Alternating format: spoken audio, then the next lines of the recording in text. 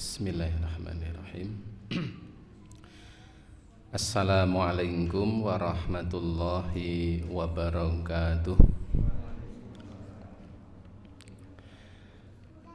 Alhamdulillahi rabbil alamin.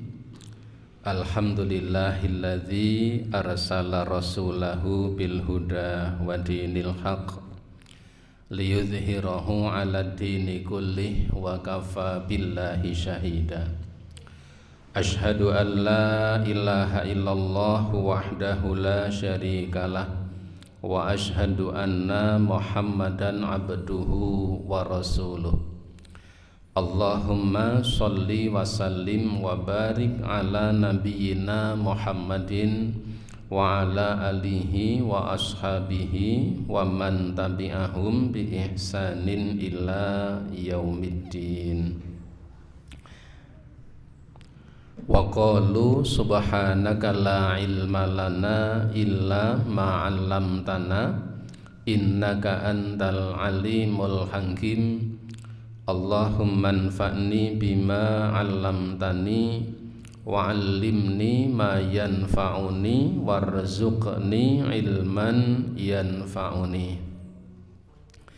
Ibu bapak sekalian, para jamaah yang dirahmati oleh Allah Subhanahu wa ta'ala, puji dan syukur senantiasa kita haturkan kehadirat Allah Subhanahu wa ta'ala, karena hingga malam hari ini Allah ta'ala senantiasa berkenan melimpahkan nikmat serta karunia-Nya kepada kita semuanya. Kita masih bisa hadir pada kajian rutin kita pada Senin malam Selasa ini, dan kita masih membahas berkaitan tentang fikih munakahat dan beberapa perkara yang berkaitan dengannya. Kita ambil dari kitab Sahih Fiqhus Sunnah. Salawat dan salam tidak lupa semoga tercurah atas Nabiyuna Muhammad sallallahu alaihi wa alihi wasallam, yang semoga terlimpah pula kepada seluruh keluarganya dan semua umatnya yang senantiasa istiqomah di jalan Allah ini sampai datangnya hari kiamat kelak. Ibu bapak sekalian, para jamaah rahimakumullah, pada pertemuan-pertemuan yang telah lalu, beberapa pertemuan terakhir kita bahas bersama, kita kaji bersama, yaitu bab yang berkaitan dengan ta'addud atau poligami, seorang suami yang beristrikan lebih dari satu. Ibu bapak, para jamaah rahimakumullah, kesimpulan dari yang kita bahas perkara yang berkaitan dengan poligami ini, bahwa poligami itu adalah salah satu syariat yang telah Allah tetapkan di dalam firman-firman-Nya dan juga menjadi amalan Rasul kita Rasulullah sallallahu alaihi wasallam. Berkaitan dengan apa yang perlu kita sikapi berkaitan dengan poligami ini adalah, yang pertama, poligami itu adalah sebuah solusi. Ketika seseorang memang dimungkinkan untuk melakukannya, maka melakukannya bagian dari menjalankan syariat Allah Subhanahu wa ta'ala dan bagian dari amalan Nabi kita Rasulullah sallallahu alaihi wasallam. Itu yang pertama. Oleh karenanya ini berkaitan dengan yang kedua. Poligami itu bukan sunnah yang dipaksakan. Artinya ketika seseorang memang dia belum masuk kategori orang-orang yang mampu menjalankannya, maka tidak menjalankannya lebih baik daripada menjalankannya dalam keadaan tidak siap dan tidak memiliki kriteria dalam melaksanakannya. Karena ibu bapak sekalian, ada satu fakta di tengah-tengah kehidupan kaum muslimin. Seseorang yang memang dia tidak punya kemampuan, baik dari sisi finansial, dari beberapa sisi yang lain, memaksa untuk menjalani poligami ini, ternyata berakhir dengan kehidupan yang kurang baik.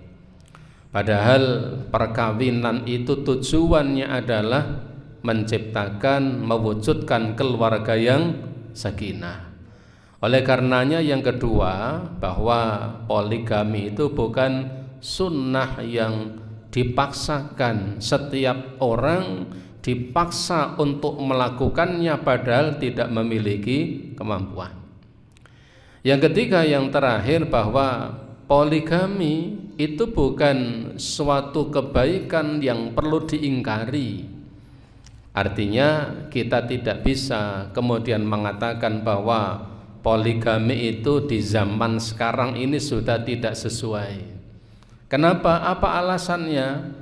Alasannya adalah melihat fenomena beberapa orang yang menjalaninya dan tidak berakhir dengan kebaikan.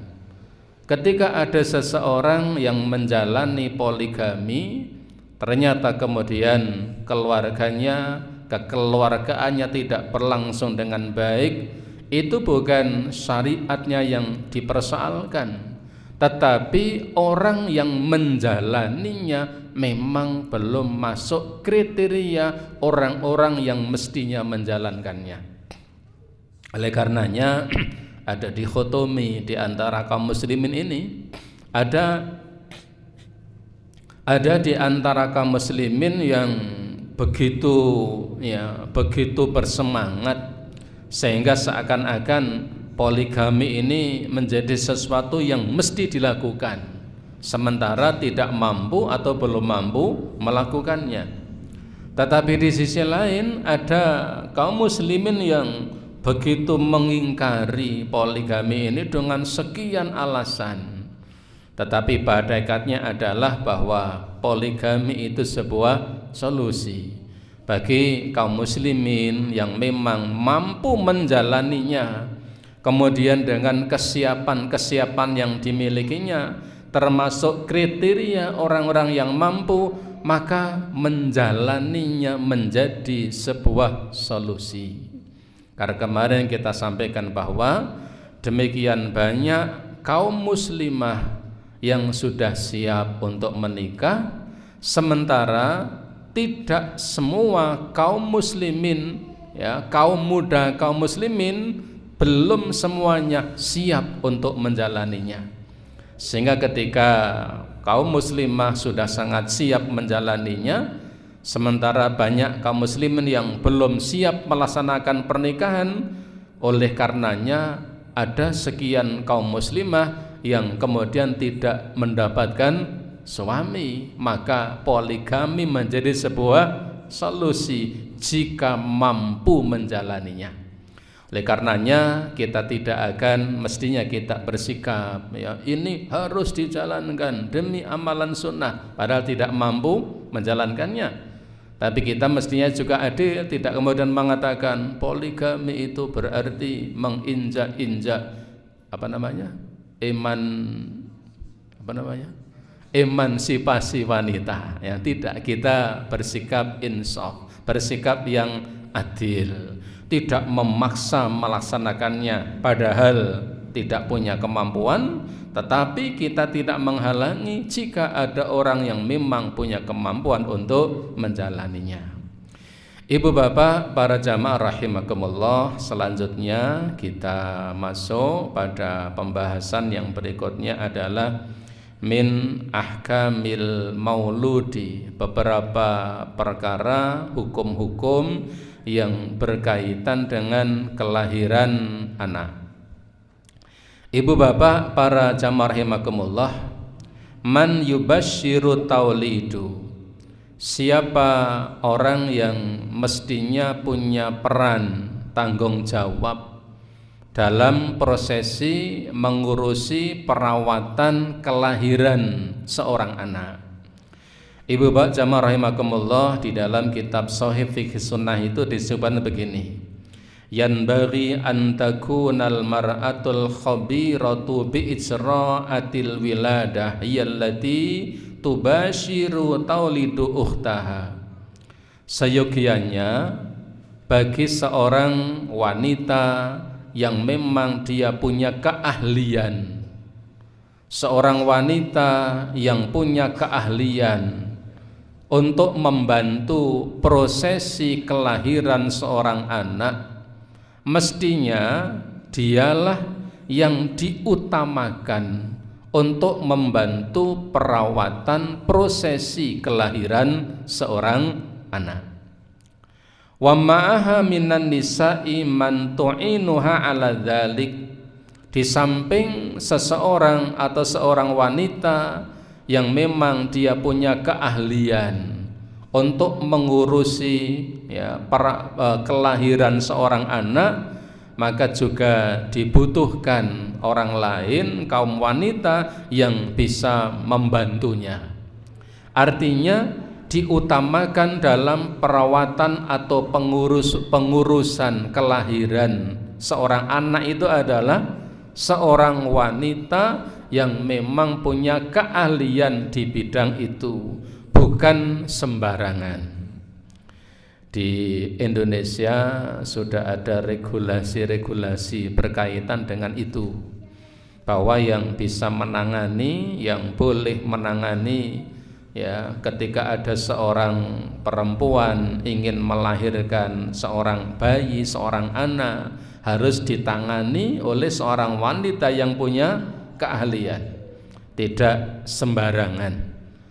Karena ini ada pasal-pasal yang bisa menjaring, itu bisa menjadi sebuah kesalahan.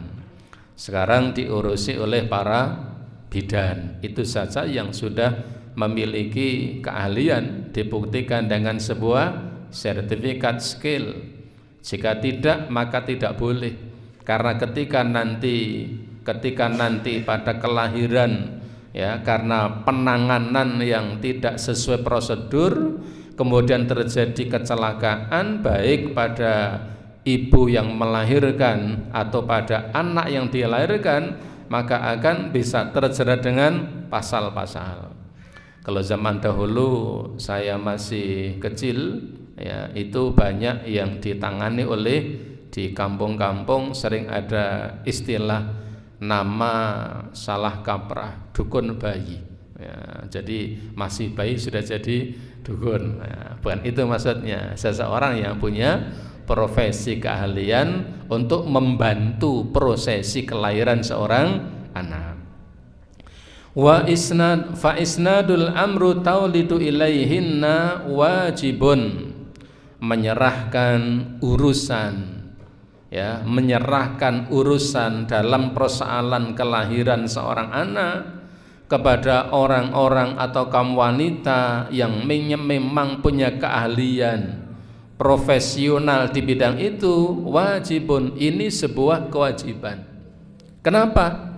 Karena itu sebagai salah satu ikhtiar untuk hifdzun nasli wan nafsi, upaya untuk menjaga jiwa dan menjaga keturunan. Jadi menyerahkan kepada orang yang punya keahlian, kepada para bidan yang memang sudah punya profesi, sudah punya skill yang diakui, maka menyerahkan urusan kelahiran kepada mereka ini menjadi sebuah kewajiban. Kenapa? Itu sebagai sebuah ikhtiar, upaya untuk menjaga atau melindungi, menjaga jiwa dan menjaga keturunan. Ibu bapak, kita tahu bahwa salah satu di antara maqasidus syariah, tujuan syariat ini Allah Ta'ala turunkan kepada para hambanya, di antara tujuannya adalah hifdzun nafsi dan hifdzun nasli, menjaga jiwa dan menjaga keturunan. illa inda daruratil mulji'atu bi alla yakuna hunaka minan nisa'i man tuhsinu hadzal amr fa innahu yajuzu ayyakuma bidzalika tabibul muslim, kecuali jika terjadi sesuatu yang sifatnya darurat. Saya ulangi, menyerahkan urusan kelahiran seorang anak bagi ibu yang melahirkan kepada seorang wanita yang punya keahlian dalam bidang itu, ini sebagai sebuah kewajiban. Kecuali dikala mendapati darurat, sesuatu yang darurat, di mana tidak ada seorang wanita yang memang punya keahlian dalam bidang itu, dalam situasi yang darurat, fa innahu yajuzu, maka dibolehkan seorang wanita yang akan melahirkan menyerahkan urusan itu kepada tabibul muslim, dokter muslim dengan jenis kelamin laki-laki, jika dalam situasi dan kondisi yang darurat. Artinya kalau memang tidak didapati tenaga-tenaga ahli dalam bidang itu dari kaum perempuan, ya, tidak ada di kanan kirinya, padahal ya sesuatu harus segera ditangani, ya, darurat. Dan yang tahu darurat itu bukan kita, tapi medis. Kalau kita mengukur darurat itu tidak bisa. Yang bisa menentukan ini darurat atau bukan darurat itu orang yang memang punya keahlian di bidangnya. Ibu bapak, kita kalau bukan perkara yang menjadi keahlian kita tidak bisa menjas itu darurat atau tidak. Menentukan darurat atau bukan darurat itu orang yang punya keahlian dalam bidang itu. Gunung mau meletus misalnya, darurat, orang-orang yang ada di sekitaran harus mengungsi atau tidak. Yang bisa menentukan darurat atau bukan darurat mereka, bukan kita. Orang yang memang punya keahlian. Ketika ada seorang wanita akan melahirkan, kemudian tidak ada di situ wanita yang kaum perempuan yang memang punya keahlian dalam menangani kelahiran itu, sementara oleh tenaga medis dikatakan ini darurat, harus segera ditangani, dan tidak ada yang bisa menangani kecuali kaum laki-laki, ya, ahli medis atau dokter laki-laki, maka di situ kedaruratannya bisa muncul. Artinya darurat dan bukan darurat itu bukan kita, ya, tapi orang yang punya keahlian. Itu yang kadang-kadang ibu bapak kadang-kadang di sini persoalannya, orang-orang itu tidak punya keahlian tetapi begitu gegabah untuk memberikan sebuah komentar. Maka jadilah banyak persoalan-persoalan. Maka Ali bin Abi Thalib itu mengatakan, kalau saja orang yang tidak tahu itu mau diam, maka tidak akan banyak masalah. Itu kata Ali bin Abi Thalib. Kalau saja orang yang tidak punya ilmu, tidak punya kapasitas itu mau diam, maka tidak akan banyak persoalan. Persoalan itu banyak muncul, salah satu penyebabnya adalah orang yang tidak punya kapasitas untuk berbicara, dia berbicara pada sesuatu yang bukan kapasitasnya, maka persoalan semakin menjadi-jadi. Oleh karena ibu rahimakumullah, jadi pada prinsipnya adalah yang punya kewenangan yang diharuskan untuk menangani kelahiran ketika ada seorang wanita kaum perempuan akan melahirkan anak, yang menanganinya adalah kaum perempuan tapi punya keahlian. Kalau tidak punya keahlian maka tidak boleh menanganinya. Kenapa? Berkaitan dengan hifdzun nasli, upaya untuk menjaga, ya, keturunan. Juga hifdzun nafsi, upaya untuk memberikan perlindungan kepada jiwa. Jika dalam kondisi darurat tidak ada yang bisa menangani kecuali ya tenaga ahli dari kaum laki-laki. Jika kondisinya memang darurat, maka itu tetap diperbolehkan. Ala ma taqaddamu taqrirahu min dawabit fi ahkamin nadhari. Tentunya di situ ada batas-batas yang memang seandainya tidak perlu untuk ditangani oleh kaum laki-laki, maka tidak perlu untuk ditanganinya. Ada dawabit, ada ketentuan-ketentuan syariat yang kemudian membatasinya dan tidak asal. Ini berkaitan dengan orang-orang yang memang diberi kewenangan untuk mengurusi kelahiran. Sekarang alhamdulillah di masing-masing desa itu sudah ada bidan desa. Ya, itu paling tidak itu bisa membantu, paling tidak itu membantu pertolongan awal untuk memberikan memberikan penanganan ini emergensi, ini darurat atau tidak. Paling tidak itu menjadi sebuah langkah positif, langkah yang bagus bagi kita dalam upaya hifdzun nafsi dan hifdzun nasli. Yang berikutnya adalah istihbabul busyra wa tahni'ah bil mauludi. Yang kedua, disunahkannya untuk memberikan kabar. Ya, busyra itu kabar gembira. Disunahkannya untuk memberikan kabar gembira berkaitan dengan kelahiran anak.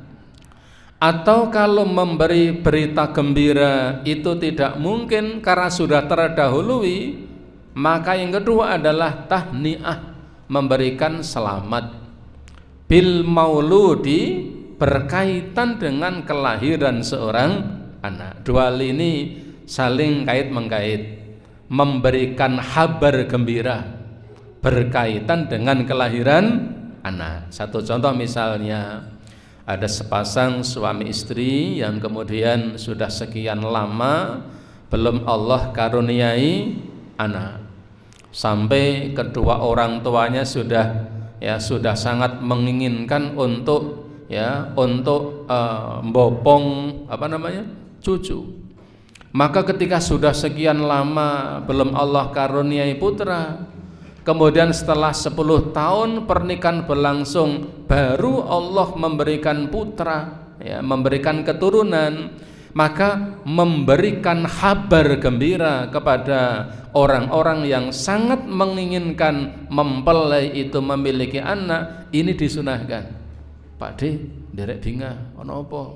Anu nika wayahe pun gadah momongan tenane. Iya kapan? Wingi sonten. Lanang apa wedok? Lanang. Malah kalih Pak D misalnya. Sehingga Pak D-nya merasa bergembira. Ini dianjurkan, sunnah.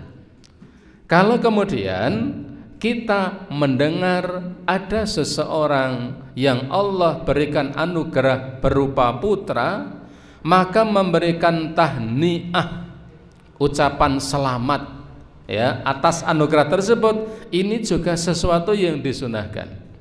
Jadi ini saling kait-mengkait. Mau memberikan kabar gembira, Pak D ternyata ponakane pun gadah momongan nggih. Iya aku wis ngerti wingi. Oh selamat Pak D, saniki pun dadi Pak D tenan. Karena keponakannya punya momongan. Atau kemudian kepada orang tuanya, pada kakeknya, wah Mbah sakniki jenengan pun dadi sudah bermutu jenengan. Yang lain sudah bermutu, kemarin-kemarin jenengan belum bermutu, sekarang sudah bermutu karena sudah punya putu misalnya. Memberikan kabar gembira atau tahniah. Dikatakan di sini, idza wulidal mauludi wastahalla sarikhan istihabba liman khadaral wiladatu minan nisa'i au man kana qariban min makaniha ayyubashira walidahu. Ketika ada seorang anak terlahir, wastahalla sarihan, dengan ditandai ketika anak itu lahir kemudian anak itu pun menangis, Biasanya anak lahir itu langsung menangis. Jarang, meskipun ada anak lahir kok diam saja. Ya, lahir itu biasanya kemudian menangis. Ya, meskipun ada tapi jarang. Dilahirkan sampai sedina sewengi dijawil-jawil meneng mawon. Ya, kalau normal biasanya lahir langsung, orang Jawa mengatakan apa? Cenger. Ya. Begitu lahir, kemudian ia pun menyuarakan tangisan, maka disunahkan bagi siapa saja yang hadir, ya, yang hadir dalam prosesi kelahiran anak itu, atau siapa yang ada di tempat itu, ayyubashira walidahu, untuk bersegera memberitahukan kabar gembira itu kepada orang tuanya. Ya, di sini maksudnya adalah bapaknya.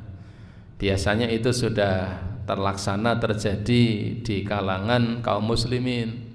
Bapaknya sudah menunggu di luar. Ya, nunggunya lama. Istrinya ada di dalam kamar. Bapaknya mondar mandir, bingung. Ya, orang Jawa mengatakan nganti apa?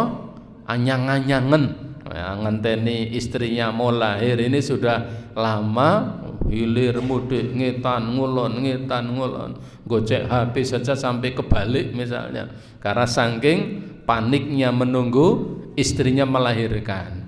Maka begitu kemudian istrinya melahirkan, maka sunnahnya di antara orang yang membantu, ya, proses kelahiran anak itu untuk segera memberitahukan, memberikan kabar gembira berkaitan kelahiran anak itu kepada bapaknya yang ada di luar.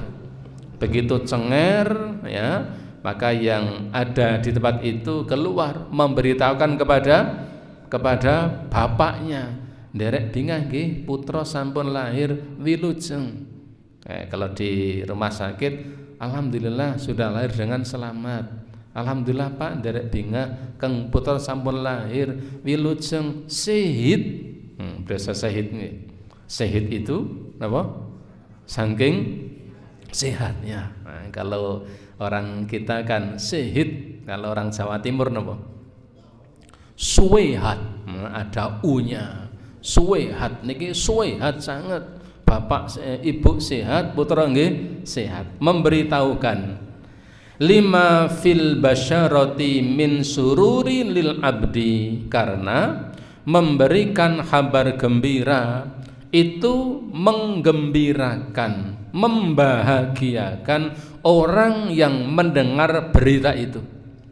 Dan ini menjadi bagian dari amal soleh, menghadirkan kegembiraan bagi orang muslim yang lain.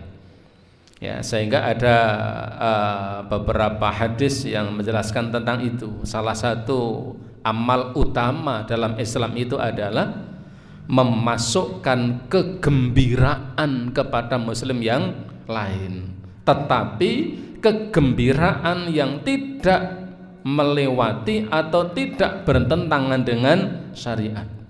Menggembirakan umat Islam itu menjadi salah satu amal soleh, amal yang utama, memasukkan kegembiraan di hati kaum muslimin. Maka kita itu, ibu-ibu sekalian, kita itu, ya, kita berupaya untuk kalau toh kita berdakwah itu dakwah yang menggembirakan. Kalau toh ada ancaman itu ancaman yang menggembirakan. Hati-hati neraka sampean ngono kuwi. Wah, ini sudah dengar sudah jantungan, ya. Meskipun ketika memang itu salah dikatakan salah, tapi dengan kalimat yang baik. Kita ingat bahwa salah satu di antara kaidah dalam Al-Qur'an, ada dalam satu kitab Qaidah Qur'aniyah fi nafsi wal hayah. Di antara kaidah dalam Al-Qur'an untuk memperbaiki jiwa, memperbaiki kehidupan, supaya kehidupan kita semakin berkualitas, baik kehidupan secara pribadi, kehidupan di tengah-tengah keluarga, kehidupan di tengah-tengah masyarakat, kehidupan di tengah-tengah konteks besar berbangsa dan bernegara. Kaidah pertama dalam Al-Quran, ya, di kitab kaidah Quran itu adalah wa qulu linnasi husna. Kita dianjurkan untuk membiasakan untuk berbicara yang baik. Kita dianjurkan untuk membiasakan berbicara linnas kepada semua manusia tanpa kecuali. Al-Quran mengisyaratkan bagaimana Rasulullah berbicara dengan orang-orang di luar Islam, bagaimana berbicara pada orang tua kita, bagaimana berbicara pada orang yang lebih tua dari kita, bagaimana kita berbicara kepada orang yang lebih muda dengan kita, bagaimana berbicara dengan yang sebaya. Linnas, anjuran untuk berbicara kepada semua manusia husna, dengan pembicaraan yang baik, bukan hasanun, husna. Oleh para ulama, husna itu dimaknai kita berbicara yang baik dari dua sisi. Sisi pertama adalah baik dari sisi apa yang dibicarakan. Yang kedua, baik dari sisi cara membicarakannya. Bukan hanya pada isi yang dibicarakan, tetapi cara membicarakannya juga dengan perkataan yang baik. Maka ya, disunahkan untuk memberikan kabar gembira, ya, kepada orang tuanya, karena itu menjadi amal saleh. Fastahabbu lil muslimi ayyubaddira ila masirati ahihi wa i'lami bima yafrahu. Maka disunahkan bagi setiap muslim untuk bersegera memberikan informasi, memberi informasi, memberikan kabar tentang sesuatu yang dengan kabar itu yang diberi kabar merasa gembira dan bahagia. Ini termasuk menjadi amal saleh. Ibu bapak, kadang kita dapati orang-orang yang kalau berbicara itu selalu menggembirakan kita, ya, selalu menggembirakan kita. Saya mungkin pernah saya sampaikan, saya tuh punya kawan, masya Allah, seorang mubalik, seorang ustadz. Beliau ini kalau berkunjung, masya Allah, ndak ada yang ndak nyeneng kayak itu. Semua pembicara itu selalu menggembirakan yang dikunjungi. Ya, masuk ke rumah saya itu, begitu mau masuk rumah, langsung ya ngelus-elus pintu sambil mengatakan, masya Allah, ini rumah antum pintunya bagus sekali, ini kayu jati ya, di mana pesannya ini, ngalem. Begitu mau duduk, lihat kursinya dilus-lus, masya Allah, kursi jalan jenuh api raja mawas nderek bingung, niki tumbasting pundi dah. Habis itu dikasih lenteng, perisa lenteng ya. Lenteng itu apa namanya? Di kampung saya itu kan ada dari ketela itu yang digoreng itu. Begitu kemudian makan lenteng itu diambil, apa katanya? Masya Allah, ini snack enak kali. Kalau sudah makan ini saya tidak mau leren, ini boleh ya habiskan, enak ya, enak. Habis itu tak kasih minuman teh itu, begitu dihirup, bismillah dihirup, apa katanya? Masya Allah, tehnya antum ini enak sekali. Tidak ada yang tidak dialem, tidak ada yang tidak dialem. Begitu kemudian makan, ya, karena memang teman jauh, kita persilakan makan. Ambil nasi itu langsung, ini panen sendiri ya, sedap sekali ini berasnya. Beli di mana? Tuh panen sendiri, dialem semuanya. Ini saya dengan beliau ini kalau punya jempol 5 tak kasih semuanya itu, ya, orangnya begitu baik, menggembirakan. Dan kita kalau punya teman seperti itu, kita akan merasa berbahagia, bergembira. Tidak kemudian begitu melihat kita semuanya dipandang dengan sebelah mata. Ini kan bukan muslim yang baik. Maka ya, memberikan atau memasukkan kegembiraan di hati kaum muslimin itu menjadi salah satu di antara amal utama. Qala Allah Ta'ala fi qissati Ibrahim. Allah Subhanahu wa taala berfirman berkaitan dengan kisah Ibrahim alaihissalam. Allah firmankan di dalam Al-Qur'an surat As-Saffat ayat yang ke-101. Allah katakan, fabasyarnahu bighulamin halimin, maka kami memberikan kabar gembira, bighulamin halimin, dengan lahirnya seorang anak halimin yang cerdas lagi sabar, yaitu Nabi Ismail alaihissalam. Qala, kemudian dalam ayat yang lain di dalam surat Al-Hijr ayat yang ke-53 Allah mengatakan inna nubasyiruka bi ghulamin alimin.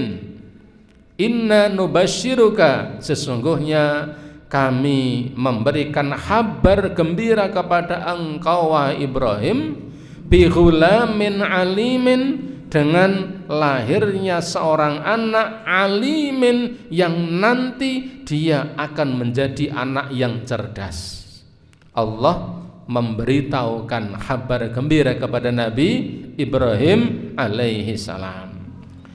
Kemudian juga waqala ta'ala, Allah ta'ala berfirman dalam ayat yang lain, yaitu di dalam surat Maryam ayat yang ke-7, Allah ta'ala berfirman, ya Zakaria inna nubasyiruka bi ghulamis muhu Yahya. Ya Zakaria, wahai Zakaria, inna nubasyiruka, sesungguhnya kami memberikan kabar gembira kepada engkau, bi ghulamin, dengan lahirnya seorang anak laki-laki, ismuhu Yahya, yang namanya Yahya. Ibu bapak bisa baca ayat ini ya di awal-awal surat Maryam. Bagaimana Nabi Zakaria dalam kondisi usianya sudah tua, sampai beliau ya para mufassir mengatakan usianya sudah di atas 80 tahun. Tetapi sampai 80 tahun Allah belum karuniakan keturunan kepada beliau. Toh seperti itu beliau tetap terus berdoa kepada Allah. Dan beliau tetap mengatakan setiap kali berdoa belum pernah kecewa atas doa-doanya. Ini sesuatu yang akal kita tidak bisa nerima. Ya, sampai 80 tahun belum dikaruniai anak. Tentunya Nabi Zakaria selalu berdoa, tetapi sampai 80 tahun belum Allah berikan putra, beliau tetap mengatakan walam akun bidu'aika rabbi syakiya. Ya Allah, setiap kali aku berdoa kepada engkau, aku belum pernah kecewa setiap kali aku berdoa. Padahal sampai 80 tahun wis ndonga terus belum dikaruniai anak. Kalau kita mungkin tidak bisa begitu. Ya, umur 10 tahun pernikahan ya ditakoni ya sampe ndonga kok durung to, kok urung diwehi putra kuwi, ahlih ndonga nganti lambene orang Jawa mengatakan jedir misalnya, padahal baru 10 tahun. Saya baca itu Masya Allah Nabi Zakaria ya, inni wahanul azmu minni wasta'ala ra'su syaiba walam akun bidu'aika rabbi syakiya. Ya Allah, tulang belulangku sudah rapuh, rambutku sudah penuh uban. Ya, para mufassir mengatakan usianya sudah 80 tahun ke atas, belum Allah karuniai putra. Tapi Nabi Zakaria terus berdoa dan mengatakan walam akun bidu'aika rabbi syakiya, dan aku tidak pernah kecewa setiap kali aku berdoa kepada engkau. Lalu kemudian di ayat yang selanjutnya Allah mengatakan ya Zakaria inna nubasyiruka bi ghulamin ismuhu Yahya. Wahai Zakaria, ya, sungguh aku memberitahukan kepadamu kabar gembira dengan lahirnya anak laki-laki yang namanya Yahya. Ibu bapak, ini sekaligus mengingatkan kepada kita bahwa ada banyak persoalan yang kadang tidak bisa selesai dengan kekuatan kita, tidak selesai dengan kekayaan kita, tidak selesai dengan kedudukan kita, tapi selesainya adalah dengan kualitas spiritual kita kepada Allah yang kita tunjukkan melalui doa. Artinya apa? Ada banyak persoalan yang ternyata tidak bisa selesai dengan apapun, dan selesainya hanya melalui doa kita kepada Allah.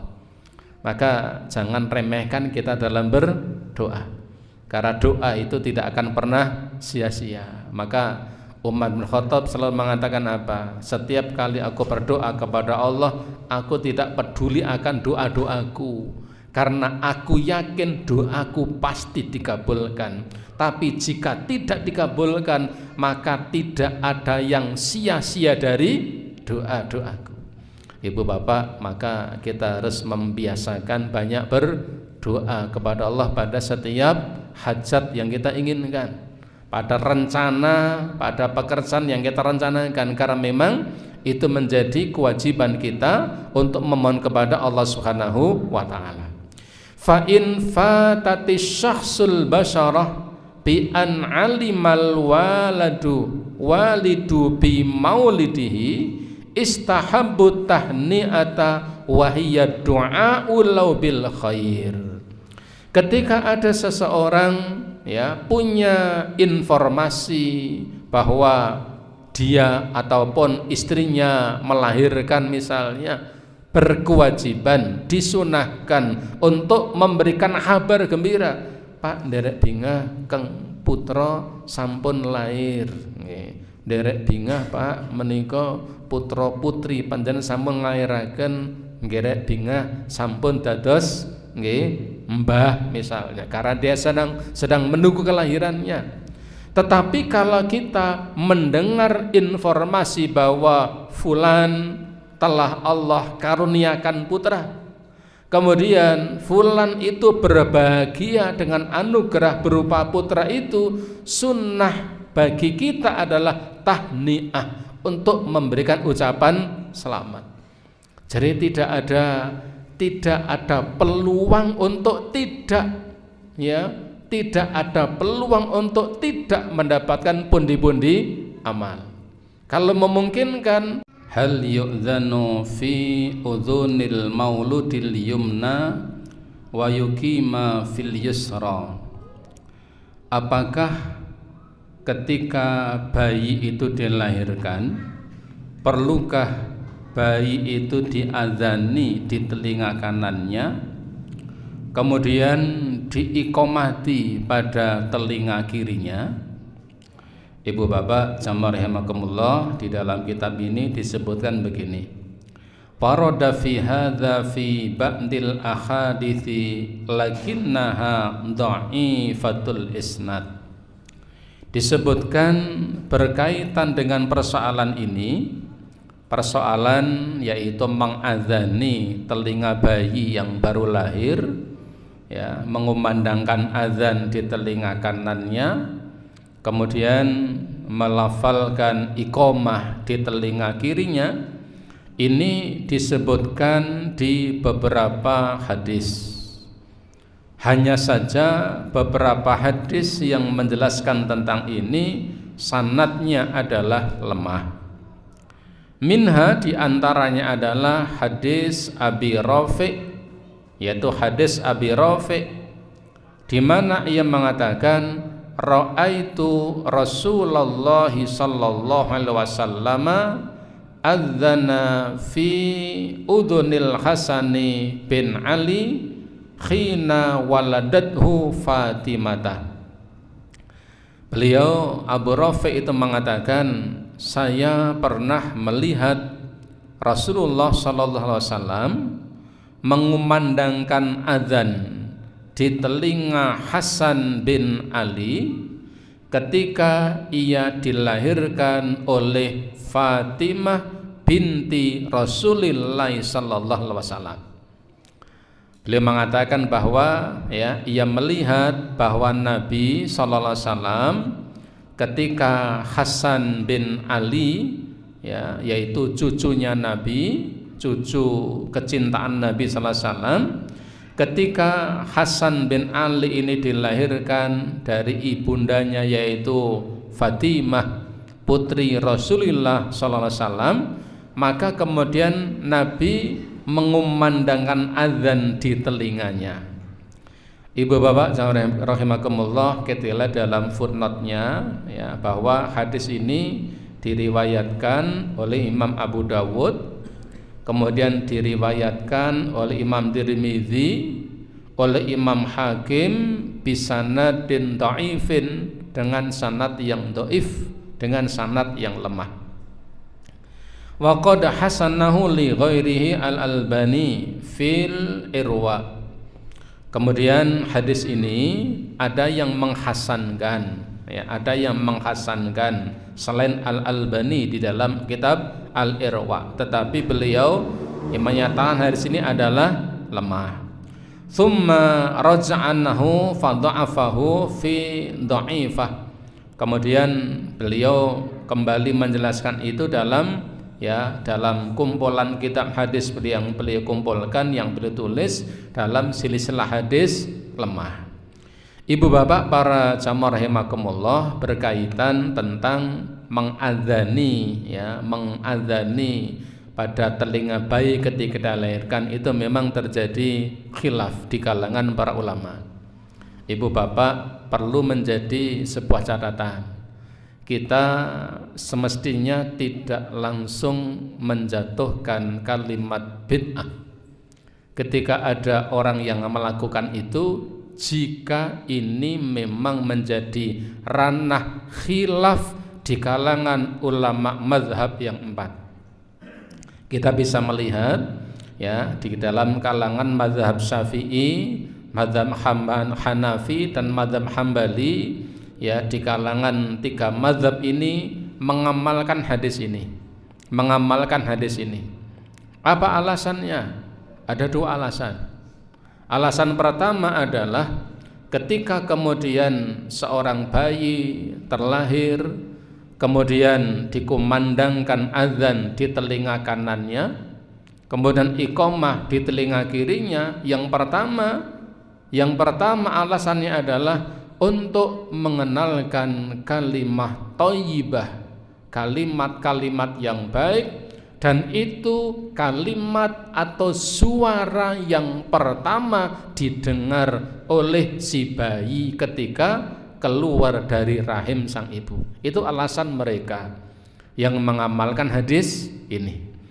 Jadi alasannya supaya apa? Supaya yang pertama kali didengar di telinga bayi itu adalah kalimat yang baik. Alasan yang kedua, ada di antara mereka yang beralasan kalimat itu sebagai penjagaan dari bangsa jin, yang memang ada jin yang spesial untuk menggoda setiap bayi yang baru saja lahir. Sebagian di antara mereka mengatakan nama jin itu adalah Ummu Sibyan.